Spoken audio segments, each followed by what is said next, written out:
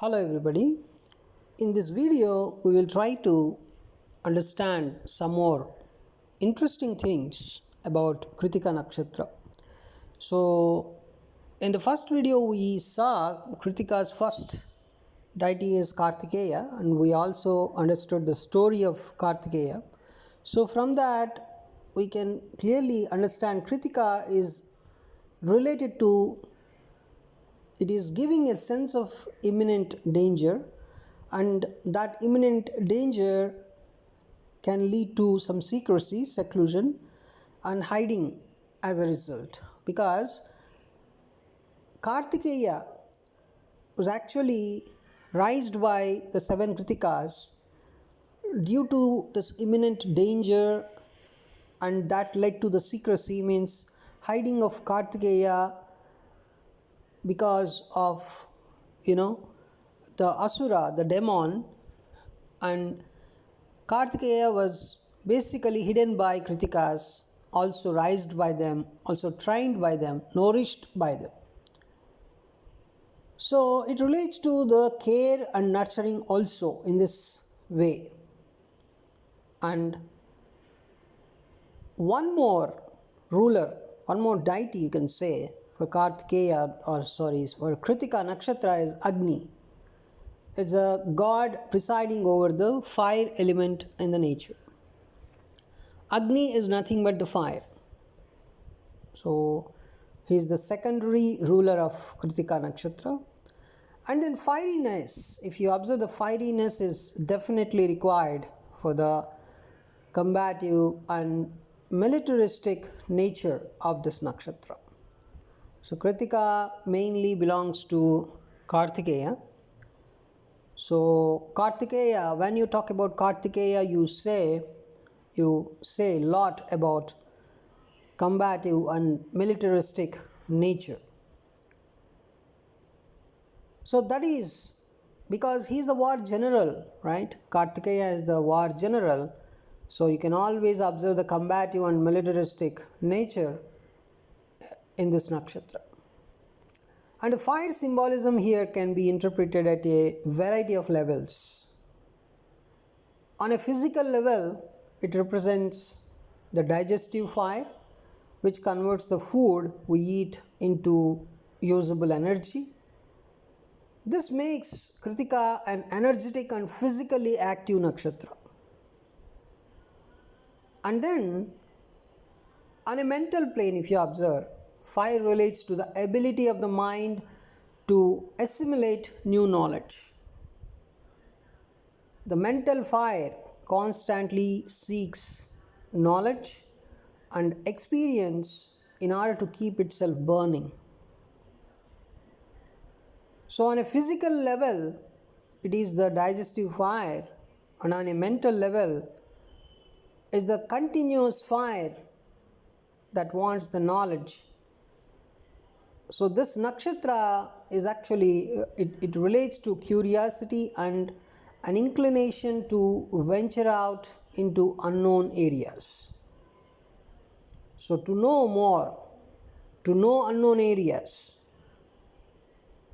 this nakshatra knowledge is very much important. This nakshatra is very important. So whenever a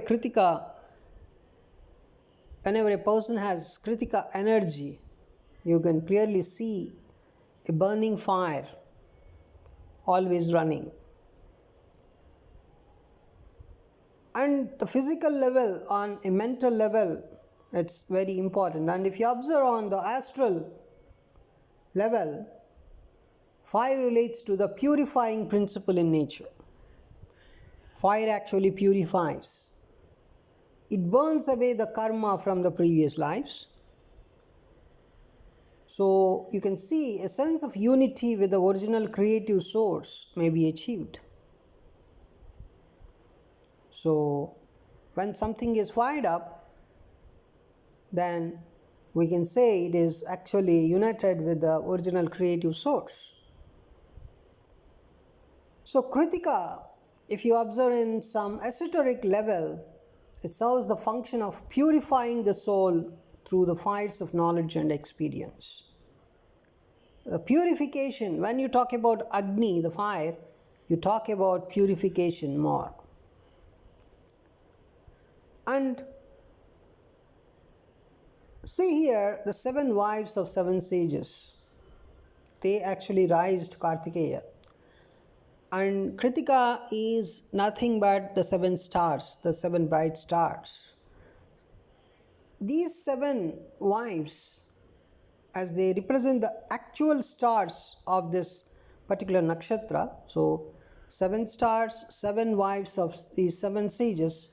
So Krittika is a semi-maternal nakshatra, and all its maternal qualities come from these 7 women. So Krittika has a lot of maternal qualities, you can say.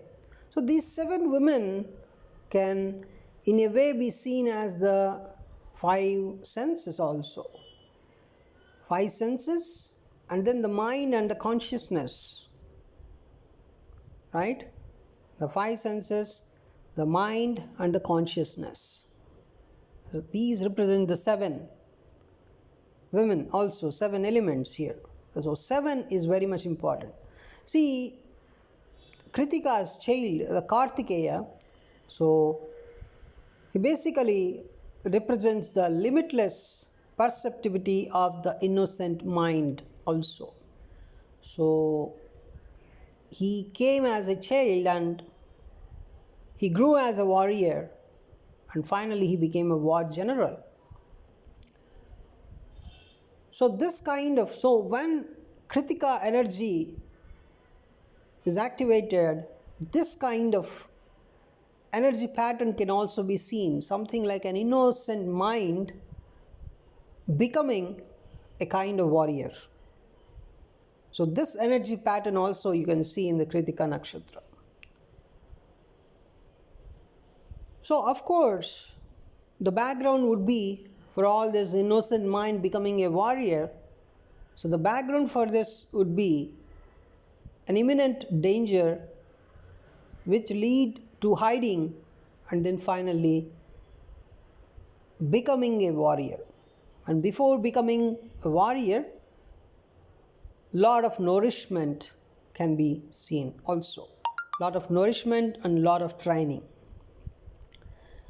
See, there are many stories associated with the reasons behind the separation of these wives from their husbands. So the 7 celestial sages, of course, right? We will try to discuss the stories in our upcoming videos. We just need to acknowledge the fact here that these 7 wives trained and educated a baby Kartikeya in the various systems of knowledge, if you observe. So this particular fact reveals the educational and institutional aspect of Krittika. So Krittika and teaching both are both are much more related. So Krittika is a sort of celestial training ground or a kind of university where one receives training necessary to pursue one's life purpose. So the life purpose of Kartikeya, Lord Shiva gave birth to Kartikeya in order to defeat all the demons, in order to kill the demons and hand over the heavens to the gods.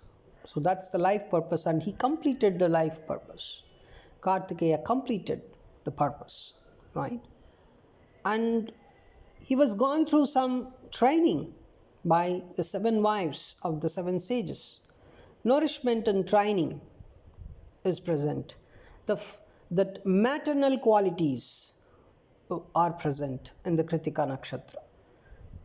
So it's a maternal quality nakshatra, and it has an energy of an innocent mind becoming a warrior. A limitless perceptivity is also present, because an innocent mind means a child like Kartikeya came to the seven wires and he became a very big warrior, a very big war general. And he killed the most powerful demons and handed over the heavens to the gods. So, critical, if you observe the English word critical, has its roots in the Sanskrit word Krittika. And this one word sets the tone for Kritika's basic nature and functioning. So, Kritika's piercing quality, because it's very sharp, right? The piercing quality of Krittika, it lends itself to the criticizing and fault finding part of human nature.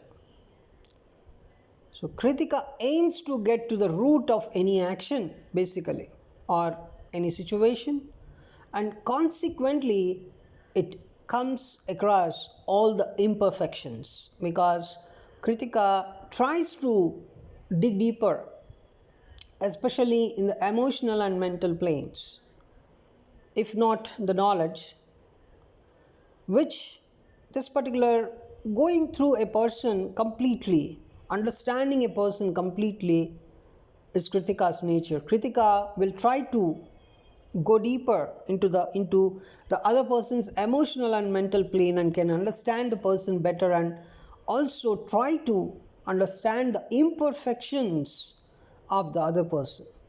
So this particular going through, come across all the imperfections, so these imperfections, coming to know the imperfections, is the main nature of Krittika.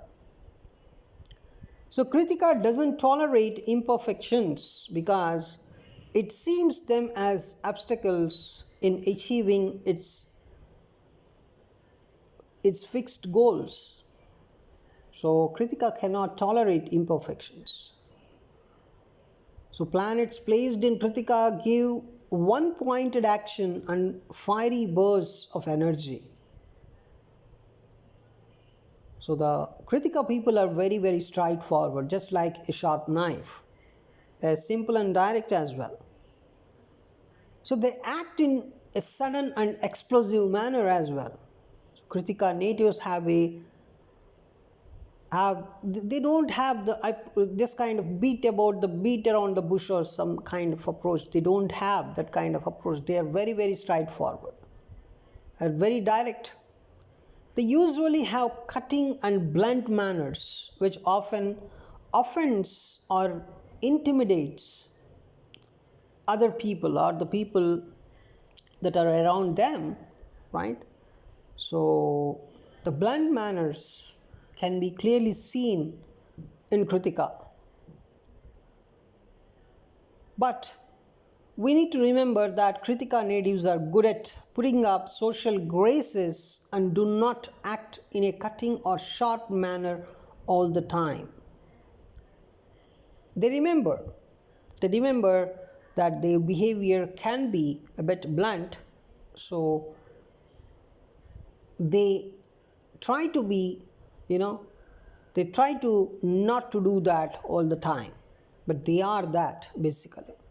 So they do so only when aroused, when they are very much roused, you can say. They have an extreme temper, if you observe, but it does not last for more than a few seconds.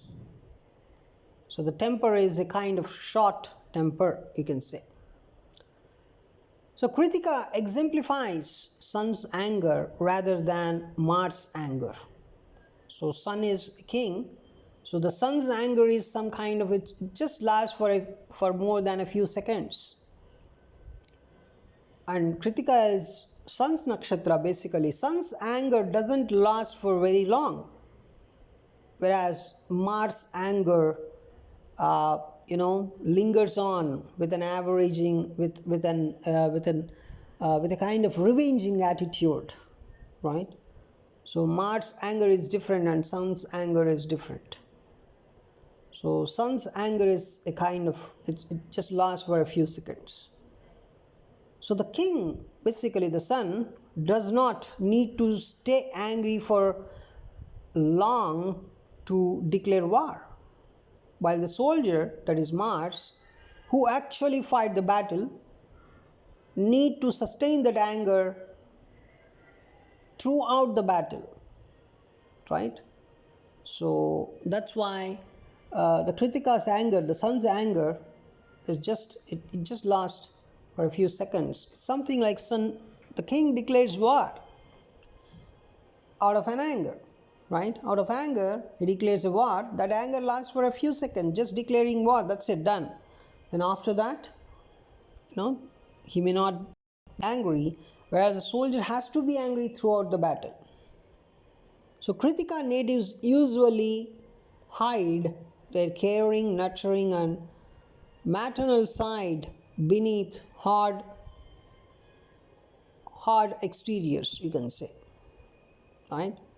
So fire, despite its dangerous and destructive potential, it cooks our food, warms us upon a cold day, and helps make most of the things we require for a comfortable living. So fire is required for living, basically. Even though fire is showing up the fieriness outside, but beneath that, it has the ability to cook food and serve you. It has the ability to make you feel better on a cold day, right? We're all living because of the sun's fire only, right? Outside, for outsiders, for just to observe, it is fire, but it is like mother, right? So that semi-maternal qualities are always present in Krittika, even though they are not shown up. So in other words, you can say fire is what makes civilization possible, right? So going one step further, you can say we find that sun's fire makes life possible on earth. We can say that. It's just because of the sun's fire we are living here. So this is the reason why Krittika natives are usually they are the life sustaining element within their social sphere. So when there is a Krittika person, you can find some life there. You can say that. They like to support others around them through their warmth, independence, and willpower. And you can also observe, in some of the cases, you can observe this particular warmth, independence, and willpower can be excessive, and the result is similar to overcooked food. Overcooked food is not so good. Similarly, when a Krittika person has a lot of warmth, independence, and willpower, it may not be very good. So Krittika natives can alienate those around them by their sharp tongue and nature, even though they don't have any real malefic intent. But still they are very angry. They show that anger, of course, for a few seconds. They show that anger, but they may not have that real malefic intent. So you cannot say a Krittika person can harm you a lot just because he's showing up some anger on you for a few seconds. So that anger lasts for a few seconds and that's it. They may not really harm. So just like fire is showing up, but it is cooking food for you. It has that warmth and cool nature inside. So thanks for watching this video. In the upcoming video, we will try to understand much more interesting things about Krittika. Thank you.